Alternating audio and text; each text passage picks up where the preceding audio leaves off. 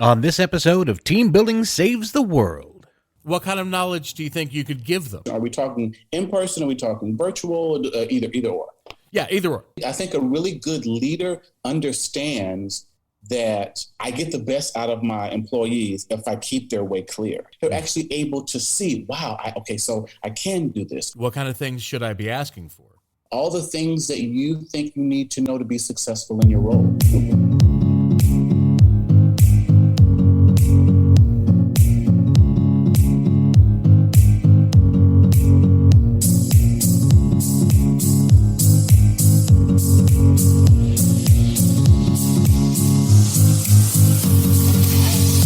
Team, it's me, your old friend Rich Rininsland, host of Team Building Saves the World, the show where I speak to the leaders and innovators in employee wellness and corporate culture and how it reflects in the world of today.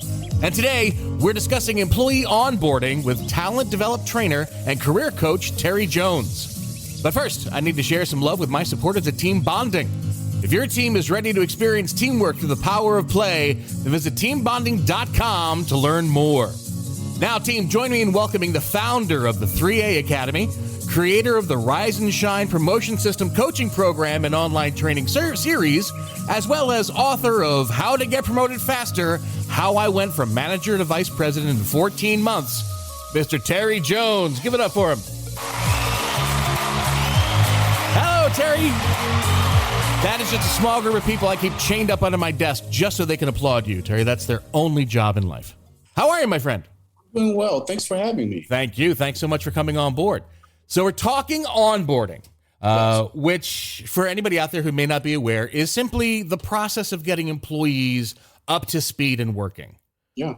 Right? I mean, that's the simplest definition that I could come up with when I was doing my research. And every job I've ever had, because Terry, just so you know a little bit about me, I'm an actor, I'm a performer. That's what I've been my entire life, which means I have had a series of jobs that help pay for my career. And whether that's wait staff, whether that's, corporate security work, whatever I happen to be doing, there's always that training period in the beginning. Yeah. So that's what we're going to be focusing on as we talk about it today. Awesome. But we also know, especially from the podcast over the last couple of years, we know we're going through still the Great Resignation. Hasn't it started to turn around yet? I don't think so. I think it's pretty in line with what you're thinking as far as people looking at their careers in a way that's totally different than recent past. Right. So we have now, hopefully soon, all these new jobs that are going to be filled with new employees who need to be brought in. What would you describe as a good onboarding experience? I think a good onboarding experience is one that is sort of an extenuation of the interviewing process, because oftentimes what happens is companies, the good companies understand that you're not just interviewing and sort of having them sell themselves to you, but you're also selling the company. And so a lot of employees get really excited about having joined the company. So I think a really good onboarding process sort of affirms the person's decision to join the company. Okay. And it also really sets them up for success. So the company has thought methodically about how do we make sure that we are setting this person up for success within their first 30, 60, 90 days. Okay. So what kind of things would you recommend if you were to come to a company and say, here's how you get good onboarding? The first thing that I sort of do in my process is have focus groups with the leaders, because oftentimes when a company when they will bring me in, they have a resemblance of a training department or they are trying to build a training department. Gotcha. And so for me to properly do my job, I need to understand what they think the onboarding process actually is. Mm-hmm.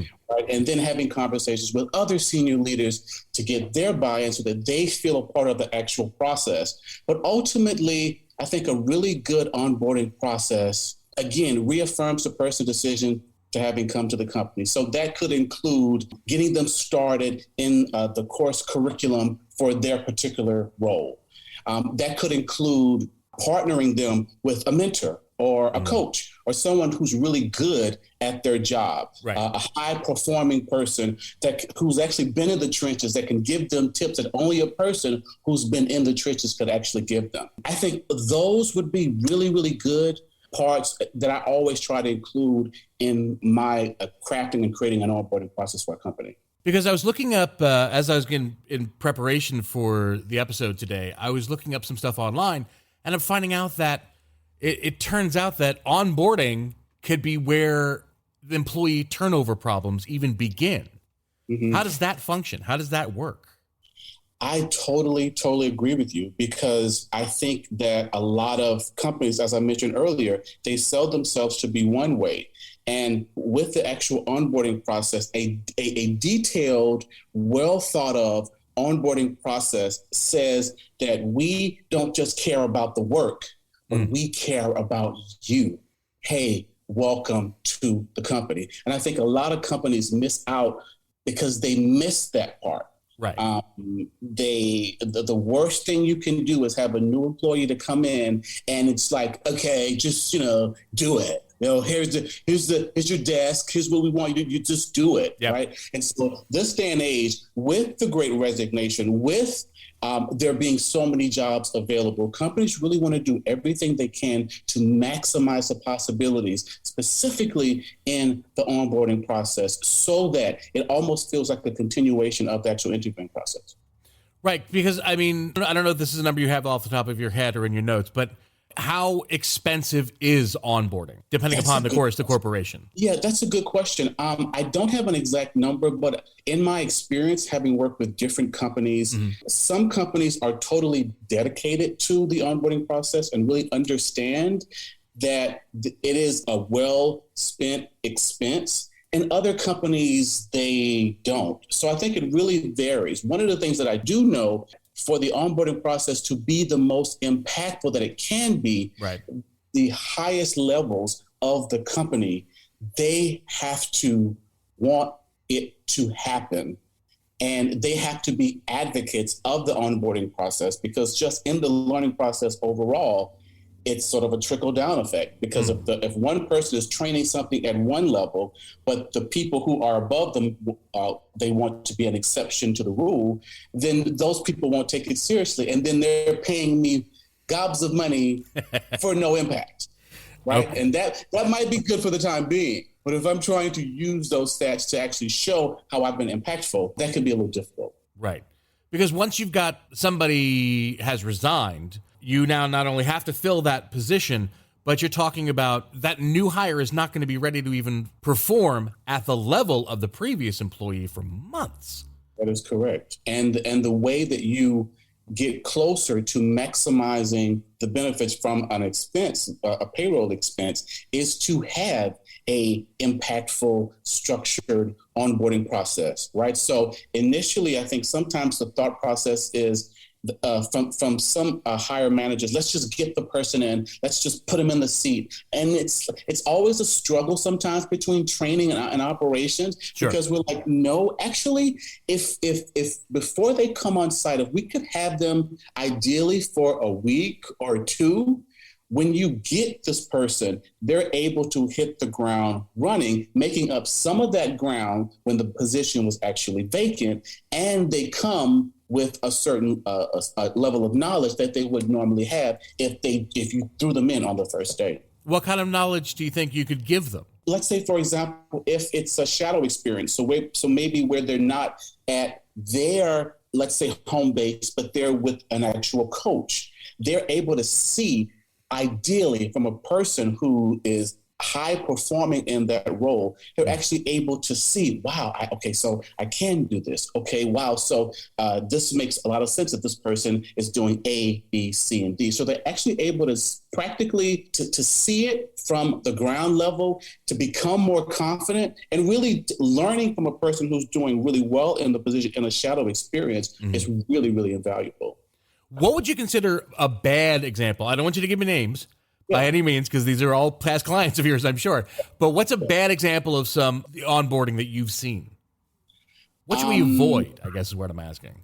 No structure to the process at all. Okay. Literally Let's say if it's in sales, property management, a leasing consultant, resting on that person's past experience for sales without giving them any sort of structure about who the company is, what's the company's mission, what's the company's vision, how does your actual role help us to further get there in that vision, right? Which is another thing I think a really successful onboarding process does. It helps the employees themselves to see where they fit in the larger picture and the larger success of the company. So I think that by not doing that, you're not setting the new person up for success, and you really you're holding back the productivity of an entire department in some instances because of that. Basically, what it sounds like you're talking about is corporate culture. Yeah, absolutely. And if this works, great. What kind of benefits do we see? I think when I mentioned earlier about what the vision and the mission of the company actually is, being clear on what that is, I think has a huge impact on the actual culture, because I worked for companies that were really serious about customer service. Okay. So they made sure that in every part of the onboarding process, in how they did sales, it was customer centered, how we communicated with each other in meetings, where other customers, our external customers, how we treat our internal customers are also very, very important. So I think being 100% clear on where the company is wanting to be, what the mission and the vision is, and making sure that you've actually been intentional about how that affects the culture and what you're doing to make sure that that happens. All right, Terry, if you can, just hold tight for me real quick. I do need to step away just for a quick second. And I need to tell all my team out there about a company I'm very proud to be a part of, Team Bonding. Team Bonding was founded over 20 years ago with one simple question: how can employees have a great time while fostering strong, authentic bonds between people who work together? They've created a catalog of innovative events using the power of play as a learning tool and tapping into the correlation of work and play. From scavenger hunts to Jeopardy and so much more, the team bonding of activities, live, virtual, or hybrid, maximizes the impact of team building with an accent on fun. So visit teambonding.com to schedule your event now. Team Bonding, when you want seriously fun results. All right, so we are back with Terry Jones. Terry, let me actually ask you about team building. Is there anywhere that team building can fit in, like a company like I work for, in this onboarding process? Absolutely. I think that specifically when you think in terms of where the company ultimately wants to be, how do they want the employees to feel? So culture, the climate, how do they want it to actually feel working for that company? So I think in an onboarding process, having specific team building exercises would be really, really important, and taking this idea and turning it into something practical and tangible that the new person can hold on to. While all of this sounds great, how long has this been in the works? How long is this new philosophy? Is this something that we've seen just for the pandemic, or is this the way things have been turning for over the many years? Are you talking specifically about team building? No, I'm talking about specifically onboarding itself, this philosophy of onboarding that you're talking about. Because, quite frankly, when I was still searching for jobs, this was not the way that I was brought on. It was, here's your desk, here's your job, do it right. And if you have a question, that's what HR is for. Right. You know, I would like to tell you that there's been some broad awakening across many companies, but I can tell you that that's not the case. Okay. It is sort of hit and miss based upon my experience as a consultant working at different companies. I have sort of crafted this onboarding process and philosophy based upon my experience, having worked for some really good companies who hired really good, expensive consultants that I had a front row seat to learn from. Okay.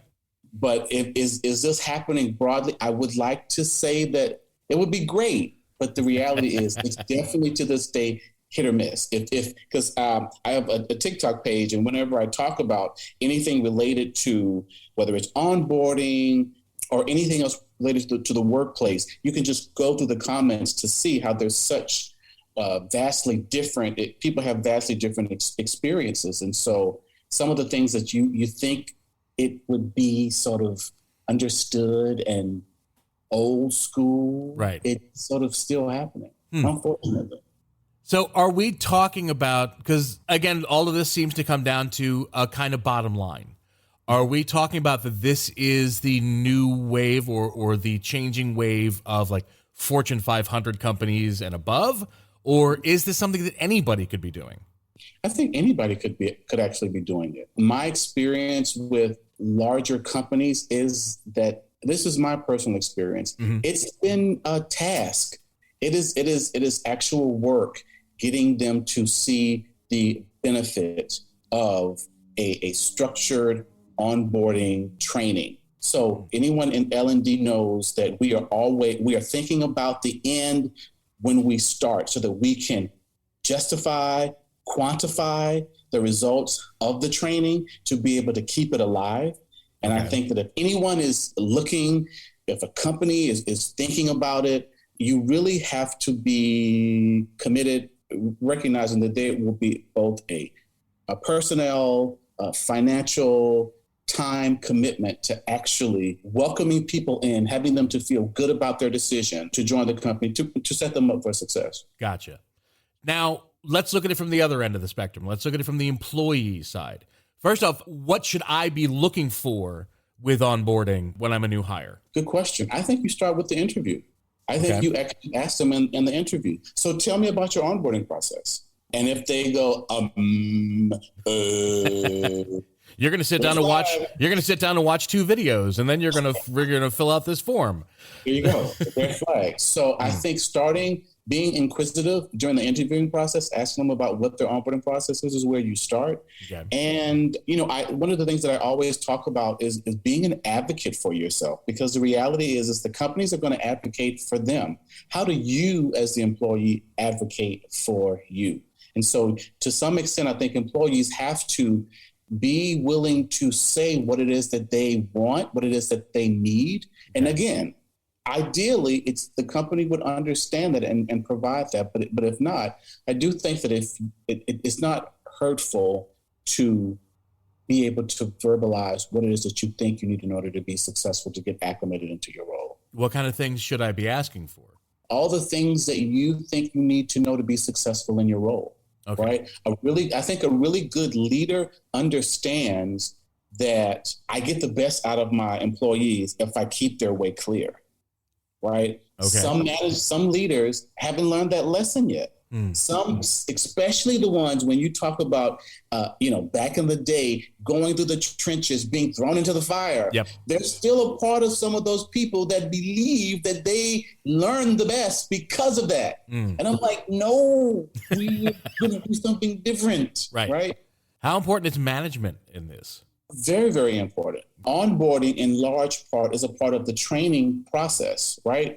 And the training is the initial training. That's really the awareness. That's making people aware of what it is that they don't know, or what it is that they need to know, or what it is that they should polish up on. The rubber meets the road in practically applying it once they've left the training center and they're actually on the job. And so you need for the manager to understand, one, everything that you trained them on, to understand all of the standards. Why? So that they can actually reinforce it or put some sort of system in place to reinforce that actual training. Yeah, you don't want the first time you meet the manager to be when the manager comes and tells you you've been doing everything wrong for the last 4 weeks. Absolutely. Just going over real quick, what are some of the benefits that we see of good onboarding? I think the employees feel good about having joined the company. They're able to get up and running very quickly.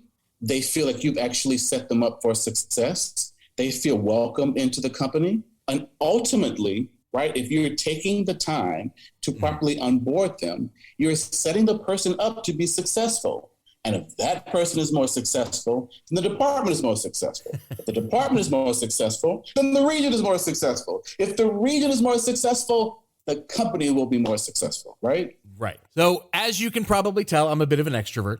And it's very different. I would say that I would be very different onboarding than somebody who is more introverted. Is there a way to differentiate the training? Because everybody's got to know the same thing. Say there's 2 jobs that are being filled in the same department. You have me, and then you have someone who's not as outspoken as me. So how do we make sure that both of those people are well cared for? So I think you want to be aware of who's the introvert. Let's look at a question. Are we talking in person? Are we talking virtual? Either or? Yeah, either or. Okay. So I think in preparation for the training, you want to have conversations with maybe some of the managers as sort of a starter conversation to find out, to get the temperature of the audience. Is it more introverts? Is it more extroverts? Okay. Be intentional about who's actually in the room. And then I think you are targeted and strategic in some of your activities, because I am an introvert. I simply play one on TV. So I actually sort of understand how to sort of meet them where they are. And I think in a way that you can meet them where they are is being really strategic in activities. Okay. Right? So if you're on Zoom, for example, doing a breakout activity. So if there's 20 people, break them up and put them in breakout groups of 3. And give them a question that they have to sort of ponder and ask and talk about. And then as you, as a facilitator, are going from room to room, affirm those people who've been really quiet, affirm their comments, encourage them to, okay, so when I get back to the larger group, your comment was so good. Would you feel okay sharing that with the larger group? Oh, yeah, sure. So you've affirmed their comments. You go to the larger group and then sort of bring them out. So I think understanding your audience, being targeted and strategic, I think will be really helpful in actually keeping the conversation more engaged. And another thing, if it's over Zoom, right, during the pandemic, I think one of the things that I've learned is you have to kick it up a notch. You really have to be lively, because it's not in person. They're not going to get the fullness of your personality. Right. So if you're 100, I need 110. You're one face out of 25 in a box. Absolutely. Yeah. Absolutely. Totally. And so you really want to be intentional about all of those things. Which brings up an interesting point, because we are now, COVID is still here. COVID is going to be here forever, it feels like. And with it came along an entirely different paradigm now for corporations. You've got people who are still in the office, but you also have those people who were hired here. They've just known this company through Zoom. So I had a guest on just recently who said that for her company, the hardest thing they have to do is onboard someone who is just going to be hybrid. What do we do for those people? How do we make sure that they're getting the most out of their experience of onboarding as somebody who can actually show up? Yeah, that's a fabulous question. I think my freestyle answer to that is probably similar to what I said before, being intentional in how you are reaching out to them. Okay. So maybe if it's normally one large conversation, maybe you find a way, especially if you have the bandwidth to stretch out those conversations. Maybe you create a special question and answer session. Maybe it is a fun session. Maybe you have a session where it's question and answers, but it's a giveaway, or it's some sort of game that they can actually play, right? Okay. So I think that being fully aware that there is a difference, that there can definitely be bigger disconnects, and just thinking strategically about how can you actually close some of those disconnects by being really creative. So all that sounds great on helping the employee get to know the company. Yeah. How can we help your virtual employee get to know the job? With an average onboarding, let's say you have a shadow experience, you have online training, right, you have a coach or a mentor. I still think you can use those same things. I think you have to be aware that there is a difference between being in person and being online, and just simply being intentional about those possible disconnects.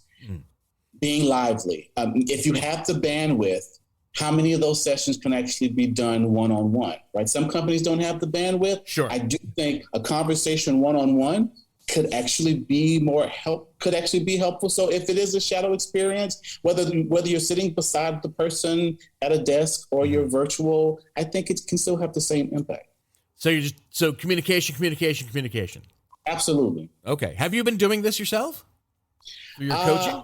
From June 20. So the last day in the office was March, I think 11th.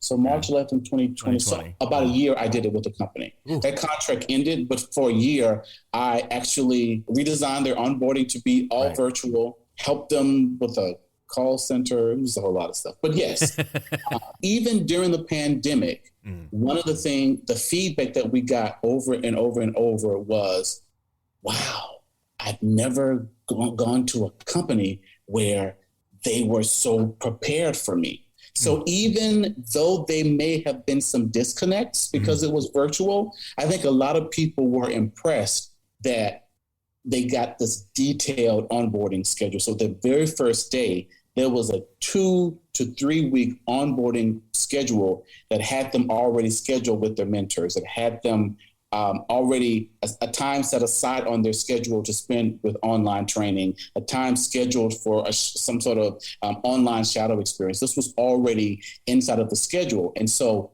another thing that I think is important in virtual training is making sure that the manager of the person who's being onboarded understands it and it's clear on the time commitment, because sometimes they want them to get in there and do the work, but the onboarding schedule says this, and then they're calling me saying, hey, I want to, but I can't because she's making me, right? So I think having clear communication with the manager, maybe even over communicating with the manager so that they understand what the full commitment is. I think that will be helpful too. Excellent.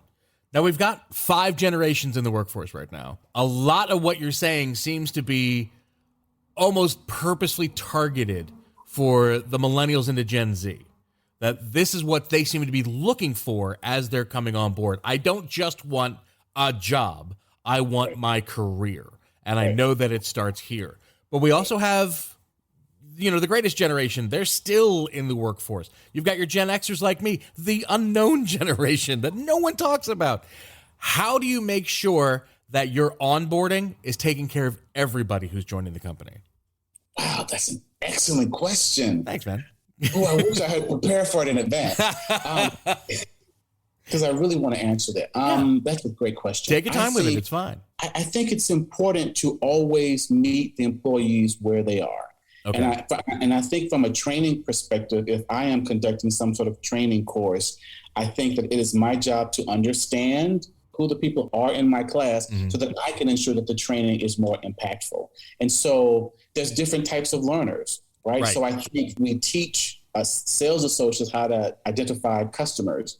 We teach trainers how to identify types of learners within the context of a conversation. So being open and understanding the type of learners that you actually have, I almost feel it's not that it's more important than their actual age. I think sometimes how they learn comes through in the fact that some people are younger and some people are older. So I almost wonder if you take the time to intentionally understand the types of learners that you have, that would sort of cover the differences in generations. What do you think? That sounds plausible. Do you have any examples from your own personal experience? When I think about, let's say, over the last year or two, when I would have training courses, when there was a clear, broad age range, just by looking around in the room, I did find that those sales associates that were older, they would oftentimes have that gloss over look in their eyes. Sure. Like, I thought I'd be coming in and hitting the ground running. Right. That kind of philosophy. Going over all of this stuff. And so what I then try to do is I pull them into the conversation as somewhat of an expert and have them maybe lead a group discussion so that the learning meets them where they are. Plus you get into once they're meeting with their individual person that they're shadowing, there's a lot more of that one-on-one possibility. Correct. Terry, let us say that there are people out there who, ever since COVID, it has been a hard time even getting a job. I'm going to be a new employee. What can I do to help myself as I'm about to start my career? Like before I even get an interview, what can I do to prepare? Before you even get the interview? Yeah. Is there anything I can do to prepare myself to find the best fit for me? I have a question. So in terms of the actual job itself, Are you trying to figure out where you want to be in the world at this particular point? I mean, that sounds like step one right there. Figure out where you want to be, what it is you're looking for. Okay. But yeah, I mean, I'm looking for actual steps I can take to make sure that a company knows me as quickly as they can, so I can get to know them as quickly as I can, and then move on from there. I think figure out, what is it that you're wanting from this next part of your career? What does that actually look like for you? And what resources have you used thus far that helps you to be where it is that you ultimately want to be? Do you know about LinkedIn? Have you heard about LinkedIn? Do you know about Glassdoor? Do you know about, all of these other places? Do you know about Indeed? So, practically just here are some tools that people are utilizing to figure out where they actually are, where they want to be in the world, right? Then I think it's really important to, once you understand where it is that you believe that you want to be, utilizing the resources that you have to sort of craft the path actually there. Now, once you figure out where you ultimately want to be, and not just, I'm going to step back, not just going to LinkedIn and looking up, jobs, but actually looking at companies, because do you know what company you want to work for? Do you know what position that you actually want? If there's nothing wrong with going to LinkedIn and finding the person that's doing what you want to do, or a more senior person or a junior person, you very well could send them a message. They may respond, they may not, but there's nothing saying that you actually can't do that, right? Right. And then I think researching the role more specifically and how it is in this day and age. My whole TikTok platform is how to help people to get promoted and how to help them to get hired through interviews. So have you been strategic in properly preparing? Do you know how you're going to answer certain questions in an actual interview? Okay. So really put forth effort in all types of areas. I feel like I rambled through that answer, but no, that was great. That was all great because there were things I did not even think of. What about as early on as like my resume? How are there methods or places where I can go to find out how to sharpen it up to once I know where it is I'm wanting to go next? Yes, because there's a gazillion places. What I have found is depending upon what level you are in your career would determine how much work you want done on your resume. You could find a service that you can work with to help to prepare yourself for that. You could hire an interview coach, or you could hire a resume coach. Terry, this has been a fantastic conversation. Thank you very much for coming on board. Is there anything you would like to talk about or anything you think that I need to know that I have not covered yet? No, I think, in terms of the onboarding process, I think that, I would sort of want to leave the conversation with sort of where I started. And that is, the onboarding process ideally should affirm a person's decision to having worked for the company, and it should ultimately set them up for success. Fantastic. If it's detailed, if it's thorough, you want to show the people what they're doing, but there's a part where you want to say that we actually care about your growth and your well-being, and a good onboarding actually does that. Right, because the faster your employees become successful, the more successful they're going to make your company. Correct. Fantastic. Terry, thank you so very much for coming on board. I hope you've enjoyed being here because I'm gonna play with your mind a little bit. It's time to put you on the hot seat for a speed round. Okay. Speed round. Some of those fun little sound effects I was telling you about. So just to explain to you again, Terry, the way that the speed round works, for 60 seconds, there's going to be music playing. That's how I keep track of the time. I'm going to ask you a series of innocuous questions that have absolutely nothing to do with anything. Okay. Your task is to try to get through as many questions as you can in the time that I've given you, in that 60 seconds. So if you're feeling competitive at all, I believe we're at 10 for this season, but overall 13. So these are like Jeopardy questions? Not even. It's simple. You will see. You will see. Very simple, innocuous questions, top of your head answers. That's what we're looking for. Okay. All right, my friend. Once the music starts, I'll ask the first question, and we will begin. Ready?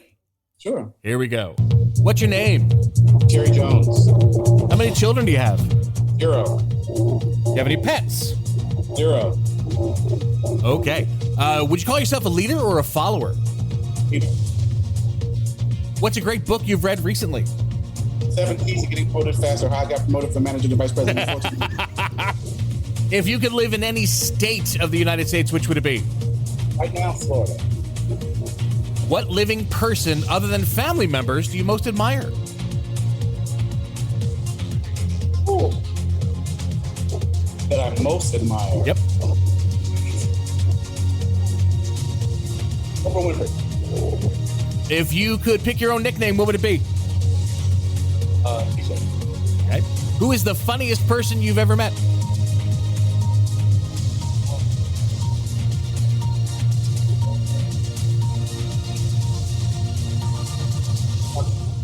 Oh, I stumped you on the specifics, but I am going to give you that one. You have 9, my friend. 9. Well done. My team out there, please, one more time, give a big round of applause to Terry Jones. Terry, before we say goodbye, can you just tell my team out there where they can find you, especially if they want to know more about what you do and more about this topic? Sure. My website is trainerterry.com, and I am on Instagram and TikTok at Trainer Terry Jones. Fantastic. Thank you so much. And thank you, my team. That's it. We've put to bed yet another episode of Team Building Saves the World. If you've enjoyed this episode, whether you're new to the podcast or an old fan of the show, please be sure to share it with everyone you know, whether they're your coworker, friend, family, what have you. It just helps us to share all of this vital information. You can find out all about us, including all past episodes, at teambonding.com/podcast. You can also find us wherever you find your favorite podcasts, Google Podcasts, Apple Podcasts, Spotify. Wherever you listen, we will be there.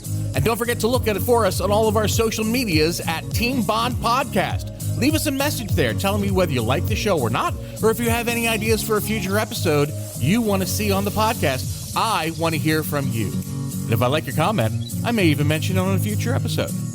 But before we say our final farewells for this episode of Team Building Saves the World, never forget, my friends, that if you are within the sound of my voice, you are on my team now, and I am forever going to be on yours.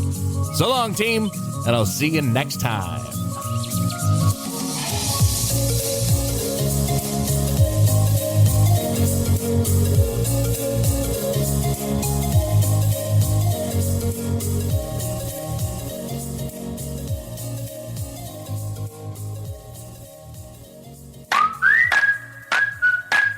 It's been said that you learn more about a person in an hour of play than in a year of conversation. So why not put your coworkers to play with the help of the team at Team Bonding? Team Bonding was founded over 20 years ago with one simple question. How can employees have a great time while fostering strong, authentic bonds between people who work together? Their catalog of innovative events includes scavenger hunts, Jeopardy, and much more. Each activity, whether live, virtual, or hybrid, maximizes the impact of team building with an accent on fun. Visit teambonding.com to schedule your event now. Team Bonding, when you want seriously fun results.